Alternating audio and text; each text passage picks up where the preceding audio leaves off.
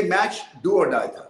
उसका एक अलग प्रेशर होता है, भारत से भी हारे हुए थे, बहुत ज्यादा चीजें अगेंस्ट चल रही थी पाकिस्तान के, पहली दफा अबू धाबी में खेल रहे थे इस एशिया कप में।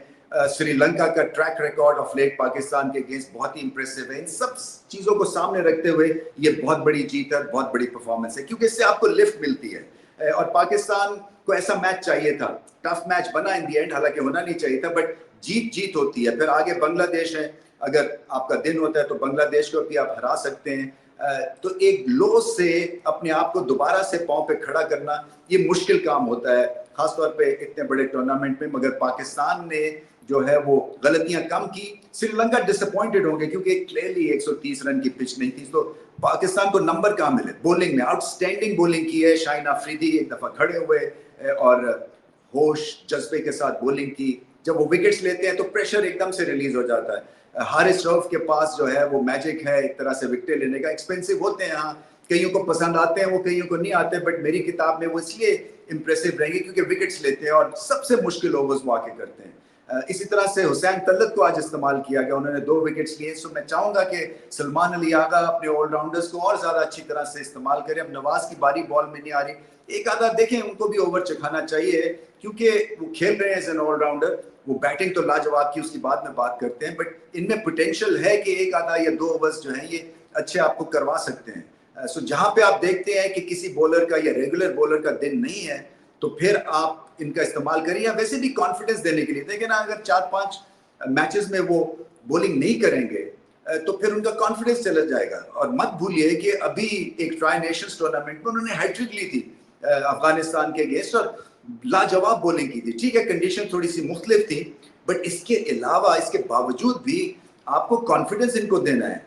और ये अपने आप को रेट अप कर रहे हैं और इनका समझते हैं कि ये बॉल के साथ भी मैच जिता सकते हैं इतनी बड़ी परफॉर्मेंस के बाद। तो इनको डिस्करेज नहीं करना चाहिए इस तरह से कि 2 मैचेस में बॉल ही ना आप कराएं, बिकॉज वही बात है। मैं समझता हूँ हॉर्सेस फॉर कोर्सेस की बात होती है कि जैसी ऑपोजिशन वैसे आपकी स्ट्रेटेजी, मगर कईयों को आपको हर दफा स्ट्रेटेजी में इंक्लूड करना है ताकि उनको इस चीज का आइडिया हो कि मुझे वो समझा जा रहा है कुछ और मेरे हुनर को जो है एक तरह से बैक किया जा रहा है। Rooh Afza refreshing moment of the match, मेरे हिसाब से मेरा बेस्ट मोमेंट आने वाला है।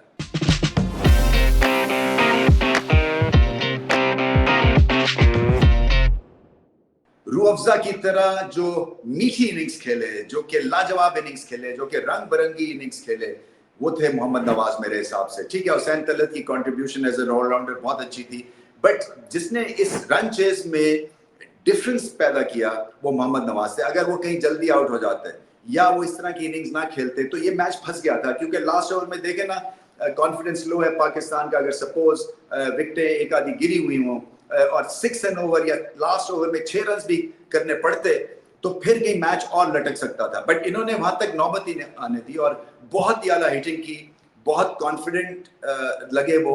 और मैं अभी भी चाहूंगा, जैसे मैंने तज़किरा किया, कि इनका इस्तेमाल और ज्यादा होना चाहिए एज एन ऑलराउंड क्रिकेटर। और बड़ी शुगर की बात है मोहम्मद नवाज रन आउट नहीं हुए।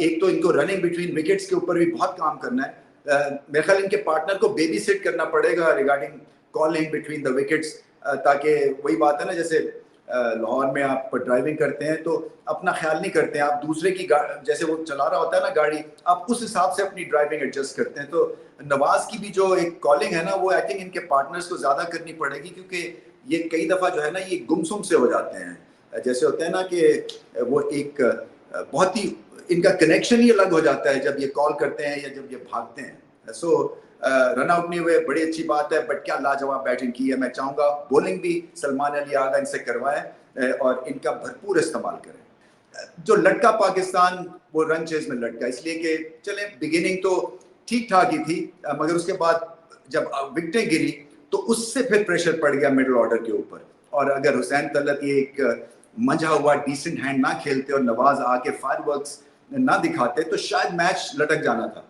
बट क्या है कि 130 रन की जब आपको चेस करना है तो उसमें एक आधी पार्टनरशिप अच्छी हो तो मैच जीत जाते हैं फिर आप। तो ये पार्टनरशिप 50 रन प्लस की थी हुसैन तलत और नवाज की। नवाज ने सारा जो एक एग्रेशन लेके आया इस पार्टनरशिप में और जो प्रेशर ऑफ किया हुसैन तलत से, इस लिहाज से भी बड़ी इनिंग्स है।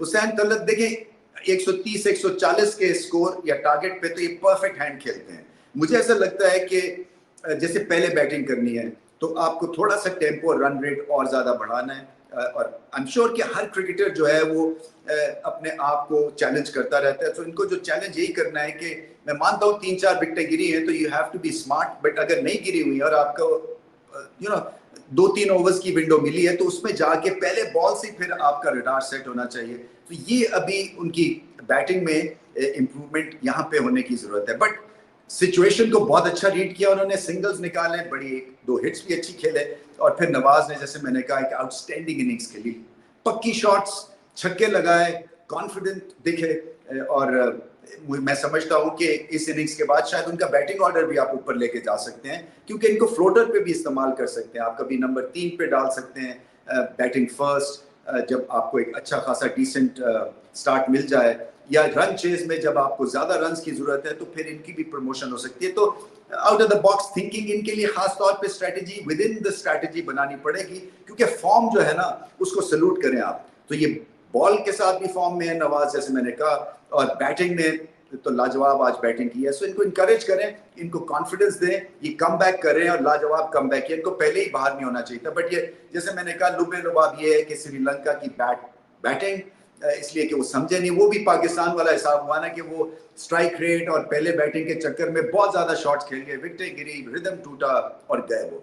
सो पाकिस्तान को भी समझना है कि कभी पहले बैटिंग करे तो अपने आप को थोड़ा सा टाइम दें क्रीज पे, क्योंकि आपके पास आपको पता है कि 1-2 आप फॉर्म में बल्लेबाज हैं। सलमान अली आगा को और थोड़ा सा इंप्रूव करना है अपने आप को, और बॉलिंग चले अच्छा किया उन्होंने किया, क्योंकि कप्तान को ना कोई एक हाई पॉइंट इनके पास होना चाहिए अपने आप को कॉन्फिडेंस देने के लिए, या टीम में थोड़ा सा और ज्यादा रोब और दबदबे के लिए, क्योंकि कहीं ना कहीं इनको हिस्सा डालना है। आज गुगली नहीं उन्होंने पकड़ी, लेग बिफोर हो गए, तो ये इस तरह की जो जब आप मिडिल ऑर्डर में खेल रहे हो और विकेट गिर जाए आपकी और आप कप्तान हो तो उससे सारा ड्रेसिंग रूम एकदम से बुझ सा जाता है। तो इनको अपने आप को उठाना है, इनको अपने आप को याद दिलाना है कि ये स्पिन के एक बेहतरीन प्लेयर हैं, और चले अब जीत गए हैं तो जो एक लैक ऑफ परफॉर्मेंस है वो पर्दे के पीछे चली जाती है, बट अपने आप को बैक करें।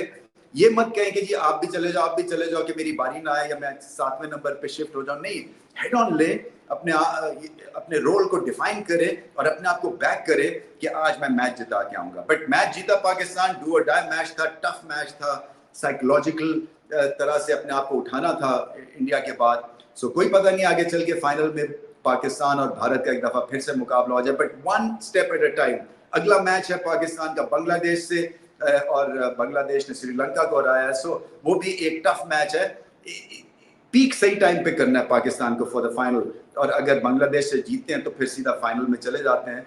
सो आई जस्ट होप कि अपनी बेस्ट क्रिकेट अब दिखाएं, फैंस बनाएं, और अगर भारत से फिर कभी टाकरा होता है तो गिले शिकवे सब दूर करवाएं। चल मेरे लाल, तेरी ड्रिंक भी हलाल, मिल बैठे बेटा इसमें खुला है कमाल।